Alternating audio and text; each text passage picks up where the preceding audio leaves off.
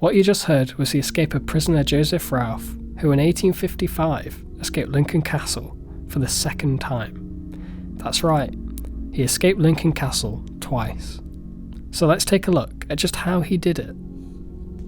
Joseph Ralph was arrested for a second time in 1854 after robbing Grimsby Bank, for which he was sentenced 20 years. On the way to Lincoln Castle, Ralph seriously stabbed his captor. This led to him being bound by chain upon his arrival to the castle. He was then brought to his cell to serve his sentence, but it didn't take long before he began to plot his escape. Early morning of Tuesday, Ralph outwitted his jailers. There were 2 keys for his cell. One of the keys was kept next to the turnkey, and the other was held by the chaplain, Reverend Henry Richter. When visiting the prisoners, Richter placed the key on a bench. Ralph observed it closely and drew a picture of it from memory. Later, he chewed up his daily bread and proceeded to create a model of the key out of it.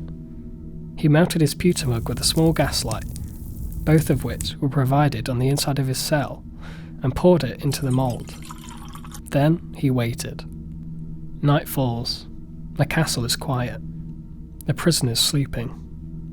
Joseph Ralph takes his newly formed key, which is now solidified, and inserts it into the keyhole of his cell door.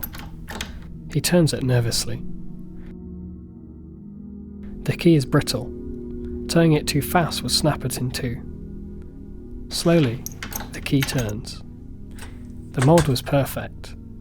His memory hadn't failed him this time. The cell door opens, and out steps Ralph, but he is not free.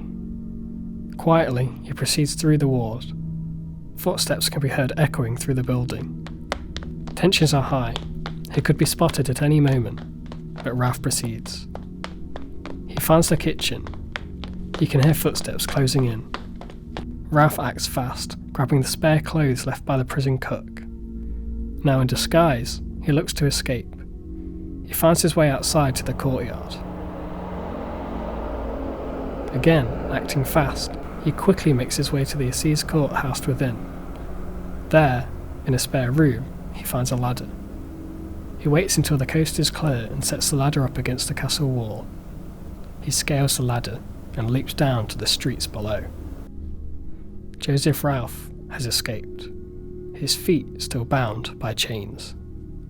Ralph got as far as Nottingham before being captured again. Somehow he had escaped his chains.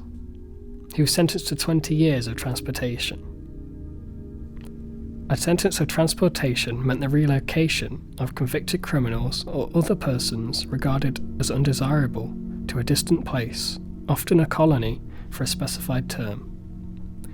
In Ralph's case, he was transported to Western Australia. Convicts who were well behaved could obtain a ticket of leave, which granted them a permit to work for money and eventually could gain a conditional pardon. The pardon would mean complete freedom, except for the ability to return to England, which was forbidden. Joseph Ralph had earned a ticket of leave at some point during his time in Australia, but unfortunately turned back to burglary. He attempted to escape the prison at least 10 times in the city of Fremantle in Australia. However, he died in the prison hospital in 1877. According to newspaper reports at the time, Ralph was said to be adopted by a gang of thieves as a young boy, hence his great skill at robbery. However, there is no evidence to these reports. Whatever the case may be, Ralph had escaped Lincoln Castle Jail twice, making him one of the most infamous convicts in history to have served time there.